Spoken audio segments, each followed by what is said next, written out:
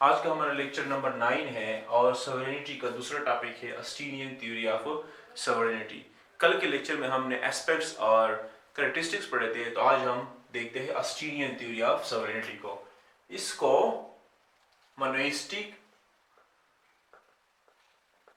Theory of sovereignty भी कहते हैं और इसी अस्टीनियन थ्योरी को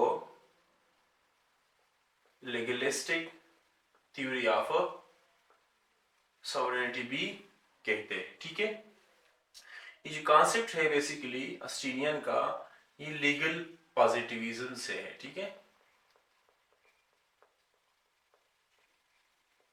इसको हम कमांड थ्योरी ऑफ लॉ भी बोलते हैं। ठीक है, इसका नाम अस्टीनियन थ्योरी इसीलिए रखा गया है क्योंकि ये सबसे पहले जॉन ऑस्टन ने पेश किया था। ठीक है, 19वीं सेंचुरी के जूरिस्ट है। इसने अपनी किताब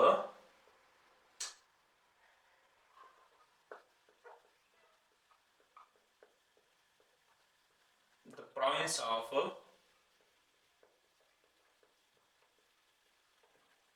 जूरिस्प्रूडेंस डिटरमिनेंट में इस थ्योरी को प्रेजेंट किया था। ये कहती है कि law is a command of a sovereign. ठीक है, लॉ जो है बेसिकली सॉवरेन का कमांड है। ठीक है, तो सॉवरेन से, जिसे कल के लेक्चर में हम पढ़ के आए हैं, सॉवरेन का मतलब है वो बंदा या वो ग्रुप या वो ऑर्गेनाइजेशन जो सुप्रीम अथॉरिटी होल्ड करता है, जिसके पास सुप्रीम अथॉरिटी है।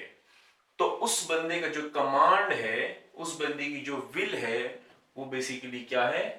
वो लॉ है। मतलब जस्ट और अनजस्ट हमने नहीं देखना, फेयरनेस को हमने नहीं देखना। भाई अगर सॉवरेन है जो कि जिसके पास एग्जीक्यूट करने की अथॉरिटी भी है, वो जो भी कमांड करे, जो भी विल करे, उसकी जो भी कॉन्सेंट हो, वो बेसिकली क्या होगा? वो लॉ होगा। ठीक है, इसीलिए हम इसको लीगल पॉजिटिविज्म में रखते हैं और इसको लीगलिस्टिक थ्योरी भी ऑफ सॉवरेनिटी भी कहते हैं। जो नॉस्टन ने 5 डिस्टिंक्टिव फीचर्स सॉवरेनिटी के प्रेजेंट किए थे, इसके बाद हम इसका क्रिटिकल एनालिसिस भी करेंगे। ठीक है, जो नॉस्टन ने 5 डिस्टिंक्टिव फीचर्स पेश किए हैं। सबसे पहले कहता है कि इन एवरी इंडिपेंडेंट सोसाइटी, इंडिपेंडेंट का होना बहुत जरूरी है। ठीक है, सॉवरेन पर्सन अगर है, सॉवरेन अथॉरिटी अगर है, तो उसके साथ साथ सॉवरेन स्टेट का होना भी, इंडिपेंडेंट स्टेट का होना भी बहुत जरूरी है। अगर स्टेट इंडिपेंडेंट नहीं तो सॉवरेन इंडिपेंडेंट हो ही नहीं सकता। In every independent society there is sovereign power. ठीक है, जो भी इंडिपेंडेंट सोसाइटी है वहां पे क्या है? सॉवरेन अथॉरिटी, सॉवरेन ग्रुप और इंडिविजुअल है। एंड दिस सॉवरेन, और ये जो सॉवरेन है, इज अ डिटर्मिनेट पर्सन और बॉडी ऑफ अ पर्सन। तो ये हमारे पास क्या है? वो डिटर्मिनेट है। मतलब डिटर्मिनेट पर्सन का मतलब होता है who holds the supreme power, supreme authority भी रखता है। तो सबसे पहले फीचर्स तो स्टीनियन थ्योरी का ये है। दूसरा हमारे पास फीचर जो है, the power of a sovereign is legally unlimited, इसीलिए लीगलिस्टिक भी है। ठीक है, लीगली इसका जो उसके पास जो अथॉरिटी है वो अनलिमिटेड है, वो एब्सोल्यूट है। मतलब वो मॉरल सेंस में, पॉलिटिकल सोशल सेंस में बात नहीं कर रहा, लीगल बात कर रहा है। क्योंकि लॉ को बेसिकली इसीलिए कहते हैं कि लीगल पॉजिटिविज्म में आता है कि लीगली जो है वो अनलिमिटेड है। मतलब उसके ऊपर कोई लिमिटेशंस नहीं है। कल के लेक्चर में मैंने डिस्कस किया था कि वो कहते हैं कि भाई सॉवरेन अथॉरिटी हो जो होती है, ये basically source of the law होता है। ठीक है, लॉ के अंडर नहीं आता। ठीक है, तीसरा हमारे पास जो डिस्टिंक्टिव फीचर है जो नॉस्टन का, वो है कि the sovereign receives habitual obedience from the bulk of its people. अपने सिटीजन से, अपने लोगों से हैबिचुअल ओबीडियंस ओबे होगा, ओकेजनल नहीं होगा, ठीक है। मतलब लोग हैबिचुअली आदतन उनको ओबे करेंगे, वही सॉवरेन अथॉरिटी कंसीडर होगी रियल सेंस में।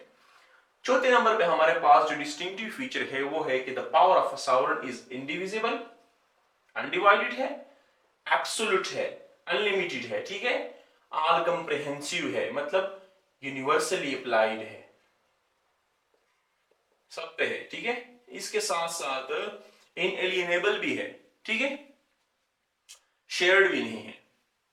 पांचवें नंबर पे हमारे पास जो डिस्टिंक्टिव फीचर है वो है कि laws are the command of a superior, ठीक है, and without it there can be no law.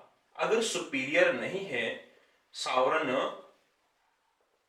नहीं है, तो कोई लॉ भी नहीं है, ठीक है। सॉवरेन होगा, लॉ होगा, और हमारे पास अगर लॉ नहीं है तो स्टेट भी रियल सेंस में नहीं होता। इसीलिए हम अक्सर कहते हैं कि चार एलिमेंट्स होते हैं स्टेट की, जिसमें सॉवरेनिटी भी उनका एक एलिमेंट होता है। सॉवरेन अथॉरिटी ना हो, सॉवरेनिटी ना हो किसी भी स्टेट के पास, तो वो सही मायने में स्टेट कंसीडर नहीं की जाती। अब ये सॉवरेनिटी मुख्तलिफ शेप्स में होती है।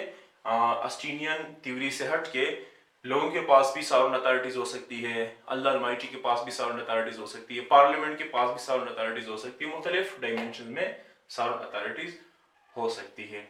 इसका बेसिकली हमने देखना था डिस्टिंक्टिव फीचर्स जो जिन ऑस्टिन ने पेश किए थे सॉवरेनिटी के, बेसिकली ला के इनकाउंस हैं इसमें। अब इसका हम देखते हैं कि क्रिटिकल एनालिसिस के ऊपर जो हुआ है उसको हम डिस्कस करेंगे। हेनरी मैन और लास्की लोगों का क्रिटिसिज्म हम देखते हैं ऑस्टिनियन थ्योरी ऑफ सॉवरेनिटी के ऊपर।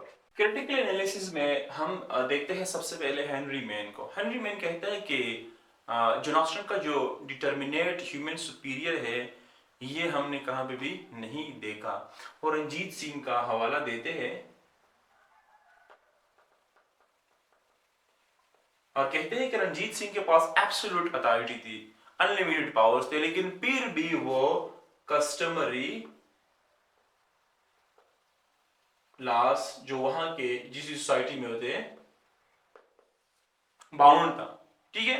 तो इसका मतलब ये है कि एब्सोल्यूट पावर कभी हो ही नहीं सकते, आप किसी न किसी भी तरीके से आप बाउंड होते हो, किसी कस्टमरी लॉ को, इंटरनेशनल लॉ को, किसी भी ऑर्गेनाइजेशन को बाउंड, या पीपल्स को जरूर आप होते हो। जैसे हम मिसाल लेते हैं यूएसए की। यूएसए में ना उसका सेंटर हमारे पास सॉवरेन है एब्सोल्यूट अथॉरिटी में, ना उनके स्टेट्स जो है वो सॉवरेन है, ना उनके पास जुडिशी, ना प्रेसिडेंट, ना हमारे पास उनके पास सेनेट। तो किसी न किसी के चेक्स एक दूसरे के ऊपर जरूर है।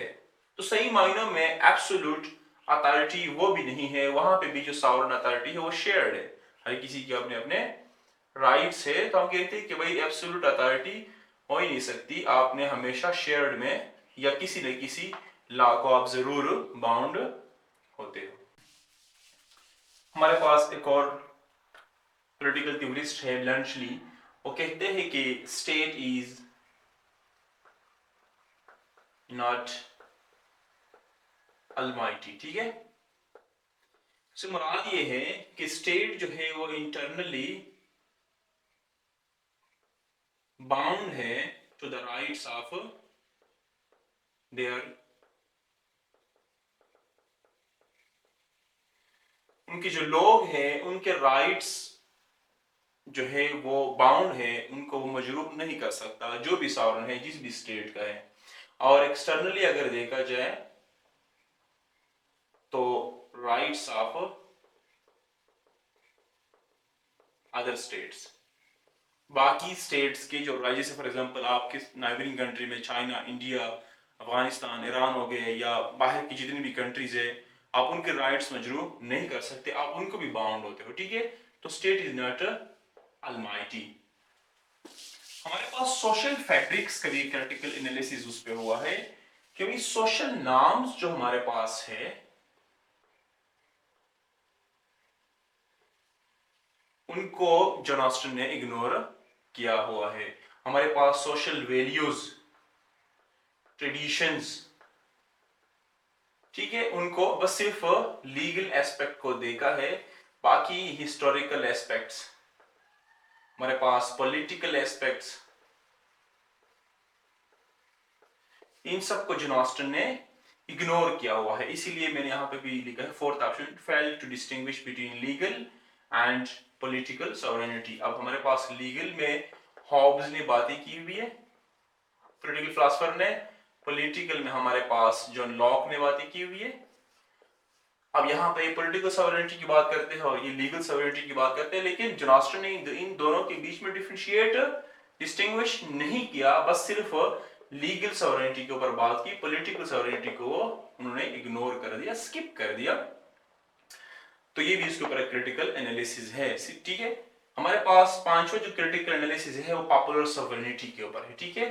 रोसो ने में पॉपुलर सॉवरेनिटी की बात की थी, जनरल विल की, ठीक है, will of all for the common good, ठीक है। तो पॉपुलर सॉवरेनिटी को भाई इग्नोर किया था, यहां पे बेसिकली रिपब्लिकनिज्म की तरफ इशारा है। रिपब्लिकनिज्म में फिर आप all in all lies the command of sovereign का जो कॉन्सेप्ट है ये ट्रू नहीं हो सकता, ठीक है। हमारे पास आखिरी नंबर पे ignore the rights of voluntary association. आपकी स्टेट में, आपकी टेरिटरी में जो वॉलंटरी एसोसिएशन होते हैं उनके राइट्स भी आप इग्नोर नहीं कर सकते, लेकिन जॉन ऑस्टन ने सिर्फ एम्फेसिस किया था लॉ के ऊपर, और वो भी किसके, सॉवरेन अथॉरिटी के कमांड के ऊपर। बाकी पॉलिटिकल, पॉपुलर सॉवरेनिटी की, पब्लिकनिज्म की, social norms, values, traditions, historical aspects को, जैसे कॉन्सेप्ट्स को वो उन्होंने स्किप किए थे, बस सिर्फ lies A command of a sovereign के ऊपर, हॉब्स के कॉन्सेप्ट के ऊपर उसने ज्यादा एम्फेसिस किया हुआ था, ठीक है। नेक्स्ट लेक्चर में हम प्लuralistic व्यू, इसके कंट्रडिक्शन में जो है उनको हम डिस्कस करेंगे। Thank you.